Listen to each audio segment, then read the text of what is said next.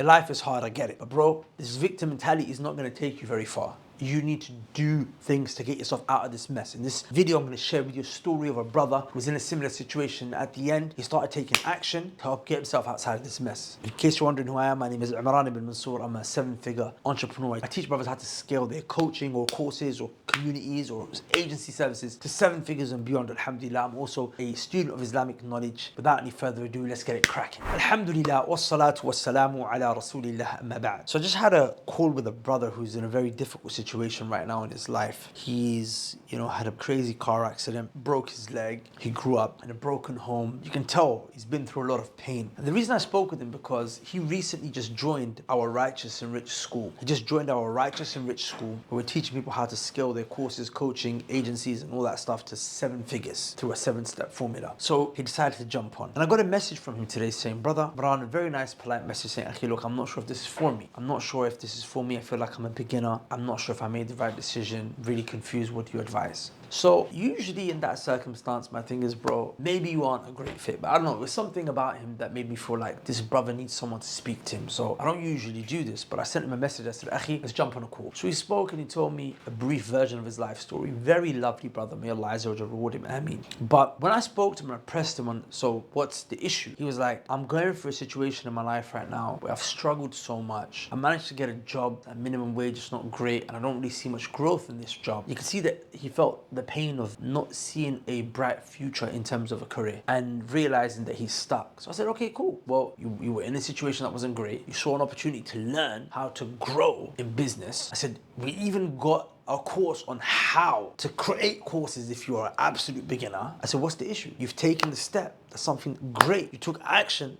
Action requires another set of actions. And then I said to him, look, bro, you've got 2 situations here. One situation is that you've made this commitment to join the Righteous and Rich school and you could just not do anything from it, but nothing will change and you'll be back in the exact same situation that you are in. Or you can decide to take action. I said, you're only confused and stressed because you don't know what the steps are to take. Go through the content and then take action. And this is the point that I wanted to make with you guys. In our deen really encourages the concept of action and the concept of you get what you worked for. I'm going to mention to you about 3 ayat because this is what I explained to the brother at the end, that bro, look, if you don't do what's required, you will be in the exact same state. You took action to sign up and join the school so you can learn how to grow your business. If you don't take that action, you will be exactly where you are. And here's the proof from the Quran. وَأَن لَيْسَ لِلْإِنسَانِ إِلَّا مَا سَعَى. Allah said, and the person will only have that which he worked towards. You will only have what you work towards. أُولَٰئِكَ لَهُمْ نَصِيبٌ مِّمَّا كَسَبُوا. They are the ones who will have a portion of what they earned.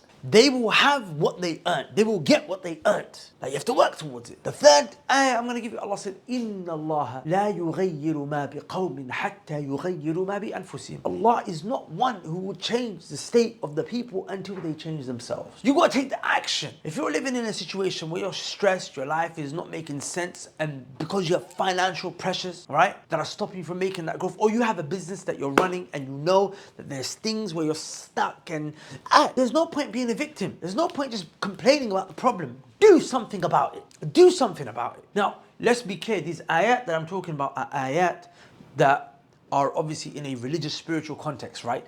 You will have, in terms of good deeds, what you work towards, right? And so on and so forth. But the point still stands, is that you will earn and you will get what you work towards. Even in our deen, we have this concept of tawakkul, reliance upon Allah. And nothing happens without Allah's help. So we need to rely upon Allah. But Allah Azza wa Jalla legislated and conditioned that in order for your reliance upon Allah to be complete, you must do the work yourself. So you've got to do all the work. And literally, this happened to me the other day when I did the webinar. The webinar where we launched the Righteous and Rich community.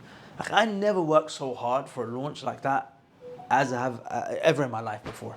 I did everything I could with Allah Azza wa Jalla's permission. Me, the team, Sammy, Sophia, everyone was grinding hard. And I remember the night before, I said, okay, this is what tawakkul means. Like when you do everything you can, and then you're like, okay, Allah, now it's you. As in, I can't actually make this launch successful. It's you, Ya Rab. I've done everything that I can in terms of the actions, but I'm just leaving it to you, Ya Rab. I'm connecting my heart, not to my actions, not to the preparation, but to you, because how many have prepared and still failed?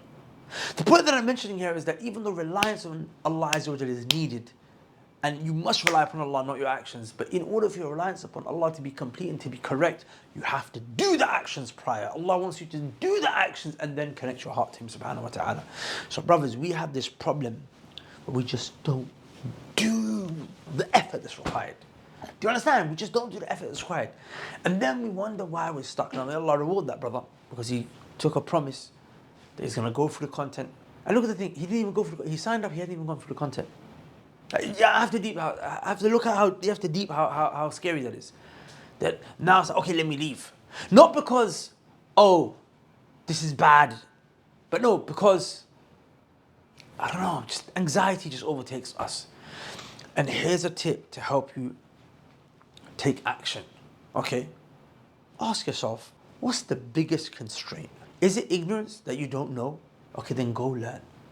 But what should you learn? Bro, then it's gonna get too complicated. I can't give you the specifics. But the point is, just learn something. Like, learn something. Learn something. You know, let me tell you what I do. When it comes to business and I get stressed, I ask myself, okay, cool. Right now, I'm struggling to manage the team. Management is not really my strong point. Okay, I'll buy a book. Currently, let me tell you what I'm doing right now. I'm deep diving into email marketing.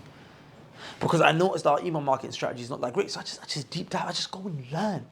Right? I just go and invest time and effort in learning. And then I go and do. I try, I implement, and I execute, and then I see what happened on the other side. My point is, ask yourself, what's the biggest constraint? What is it? Is it that you don't know what to do? Okay, then let's make some efforts to find something that you can do.